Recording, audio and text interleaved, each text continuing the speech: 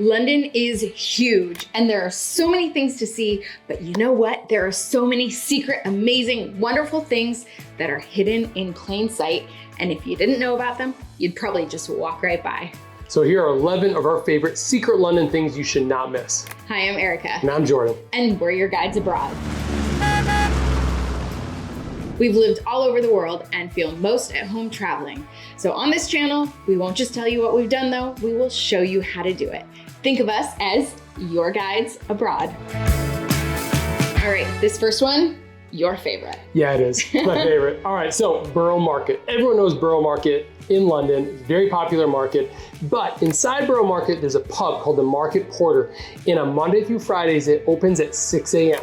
Now you're asking, why do you need a drink at 6 a.m.? Because you're in London on vacation. And it's a great time to go get a drink. It sure is. It's a little different, walk around Borough Market at 6 a.m. Pretty quiet. So historically, the pub was open in the 1700s. And then back in the day when porters came off work, they'd have a pint waiting for them. So it is just a wonderful way to start your day, grab yourself a Guinness, and enjoy a really quiet time in a very busy place. Yeah, and if you are going in the summer, it's amazing because the sun has been up for hours, really, at that point. Yeah. And it's just a really great way to kick off your sightseeing. And probably one of my favorite memories ever, top 10 memory of living in London, was the morning after I suddenly had no job anymore, which I was very happy about. We got there probably at 6:05. We got a pint. Jordan went off to his job and I took myself on a leisurely stroll through the city. I walked across Millennium Bridge, down the embankment, past the Houses of Parliament, ended at Buckingham Palace. There was no one around. I took so many pictures. It was beautiful. And I was done with this whole thing by 8 a.m. Wow, talk about a day.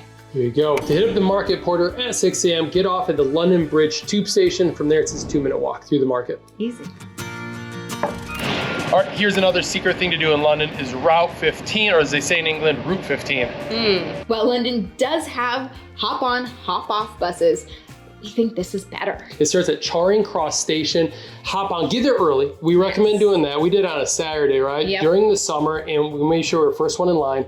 We head up, get a top deck, front row. Our kids are absolutely delighted to be up there. So from Charing Cross Station, which is near Trafalgar Square, you head towards the Tower of London. You'll ride down the Strand, the Royal Courts of Justice, St. Paul's Cathedral, and then end at Tower Hill. And it's short, but it's a lot of fun. Yeah. So while this really is a short trip, it's not like a big all-day hop on, hop off excursion, I think it's really worth it. It's really memorable, and they take Oyster cards or contactless cards just like any other form of public transportation in London.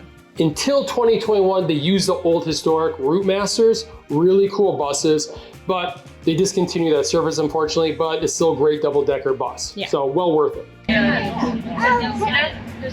Okay, this is our stop, Tower of London. And if you get off at Tower Hill, the Tower of London, make sure you check out our itinerary for what to do in the area to keep you busy, seeing all the sights for a day.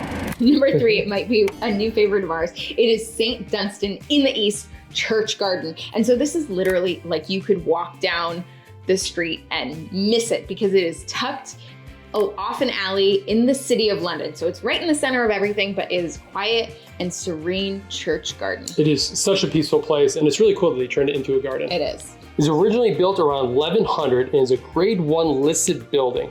It was severely damaged during the Fire of London in 1666, the Great Fire, and then again during the Blitz of 1941. It opened as a public garden in 1970. To get there is between the tube stops Monument and Tower Hill, so pick one of those stops. It's just like a 5 or 6 minute walk from there. It's really a beautiful spot. Go there for wedding pictures, anniversary pictures, just take it over. I mean, I think you probably need a permit for wedding pictures, but do whatever. Yeah. Do whatever you want. No, I'm not saying that. We're not saying that. Do your research, figure out what you need. Anyway, visit it. Talk about doing what you want. Click down below to get our one-page itinerary. It's right in central London. We'll take you around for the day, starting at Tower Hill. We'll take you all around that area to see a lot of great sights. Erica made it for our friends and family who come visit us when we lived in London. We give it to them, push them out the flat for the day, and this is a wonderful way to go explore. You can find that at yourguidesabroad.com. We have a link down below to it. Yeah, our friends loved it, and I think you will too. Number 4, this place is on top of the list for many people who visit London. Yeah. And it's the Churchill Arms, but we got a secret for you on this one. First of all, a lot of people go because it's so well decorated.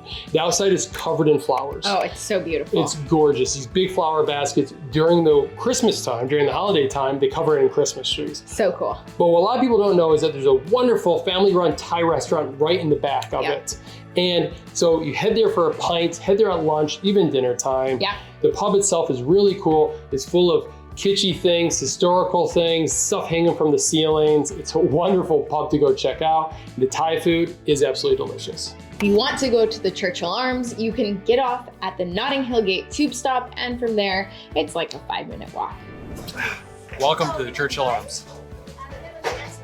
All right, so this number 5 is something that is literally hidden in plain sight. There we go. In That's the front of idea. you. Yeah, and you may have seen them, maybe not, maybe you haven't noticed them. They are Cabmen shelters. So there's only about 13 left of them. There used to be 60 of them when they're first put up. And they're a wonderful place to stop and grab a bacon bop, a coffee, or a tea to start your morning. And there's a lot of history at these Cabmen shelters. So these shelters provided shelter and food for black cab drivers. So they started in 1875 with the first shelter built in St. John's Wood. So as Jordan said, there used to be 60 of them, but now there are only about 13 in operation.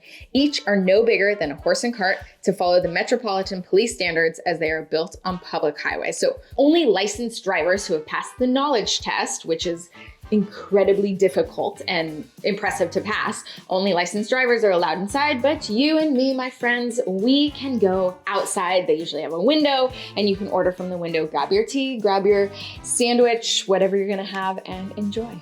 So we recommend going to Luba's Green Hut Cafe. It's on Kensington High Street. It's between Queen's Gate and Kensington Garden. So very easy to get to, and she is lovely. She's working inside. And it's in the Hyde Park, Kensington Garden area, so you can hit up the park with your food. Yeah. Number 6, if you can't make it to Italy, we've got Little Venice for you There you in go. London. Just head to London. It's Yeah. great, right? So Little Venice is located near Paddington Station. It's a big train station there.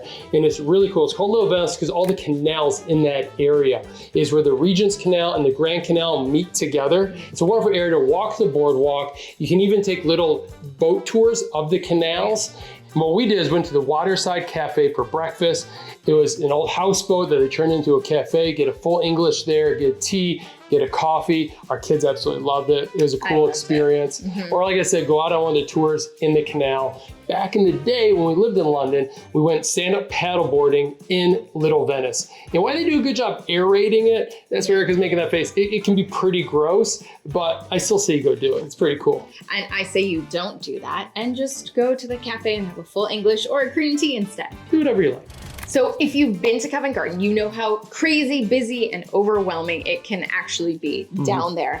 But you can escape the madness and watch it all from the Royal Opera House rooftop bar. So this is a spectacular place to kind of like escape from the crowds for a little bit. It's relaxing, it's peaceful, unless you take your toddler with you like I did. Well, so up there they have a restaurant and they also have a separate bar. So you can just go to the bar and grab drinks. They also have a cafe downstairs so you can grab food and bring it all the way up to the rooftop bar on the top. You get wonderful views of Covent Garden and it's just a beautiful place to spend a little time. It's only a 2-minute walk from the Covent Garden tube station. So the Royal Opera House was destroyed twice by fire. This is the 3rd theater to be built, and it was built in 1857, and it's home to both the Royal Opera and the Royal Ballet.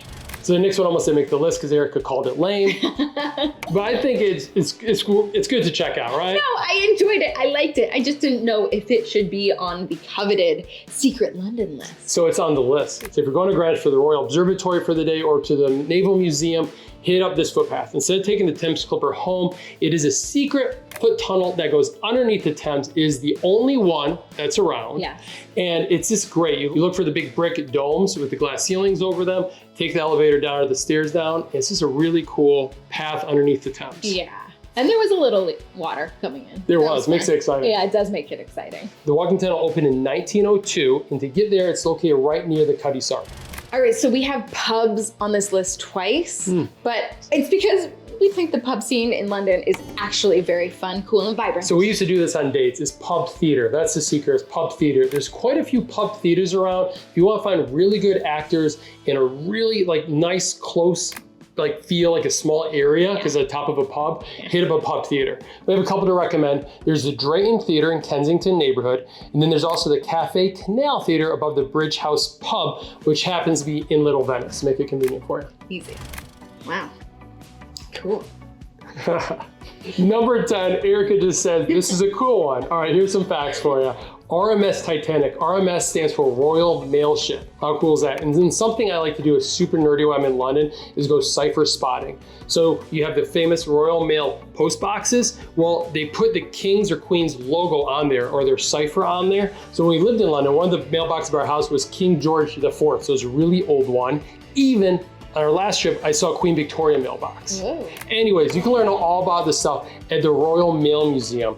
The secret with this museum is the mail train that's down in the basement of this place. Yeah. This thing is worth booking tickets for. So it's so cool. It's a multimedia experience, which is, I know, it's like a 90s phrase, multimedia, but it's a lot. You get in the old mail train, and they used to have this mail train go throughout London to deliver mail a lot faster because it's so busy up on the streets. I think it operated for about 100 years. Yeah. But you can get in the train, and they show you videos and take you to original stops, tell you the history of them, show how they reinforce the tunnels. It's just a really cool thing to go do, and I bet your friends didn't know about it. Yeah, and when we booked this, I thought we were booking it for our kids. Yeah. No, we loved it.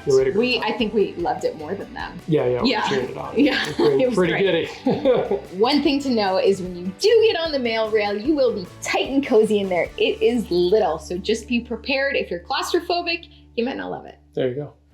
Number 11, this is Erica's favorite. I didn't think this one should make the list. I think a lot of people know about it, but anyways, if you don't, there's a few secrets about this place. Anyways, it is the V&A Cafe. That's Victoria and Albert Cafe. At the Victoria and Albert Museum. Exactly. It's right in the museum. It's right by the garden. But what's so cool about this is the first museum restaurant that was ever built. Yes. It was really cool. It was built in the 1860s, and that was always their vision, to create this museum space so people would come, enrich themselves, get some good food, and get out of the gin palaces, because a lot of people were drinking gin at the time. It's really cool. But the cafe is beautiful. It's ornate. It's decorated, as they said back in the day, like a Paris cafe. And it's actually designed by 3 famous architects of the time. One was William Morris, who is a famous founder of the arts and crafts movement. It's really cool. And one of Erica's favorite things about it is, if you happen to be there when someone is playing piano, it is magical. Plus the food is great. Just go in there for lunch, go in there for tea, coffee. I just really like it. And get this, back in the day, so the cafe is built in 3 rooms, each designed by a different person, like I said. And back in the day, you'd go there and they'd have 3 different menus, and they divide people by social class and who could go on each one. So things have changed a little bit. Thank goodness. A little bit. So make sure you get our one-day London itinerary, because if you're planning London, you are gonna wanna have this in your back pocket. It's free, it's fun, it's fabulous, and it's on our website, so just go ahead and download it and you will have a wonderful time. Thank you. Have a great time exploring Secret London.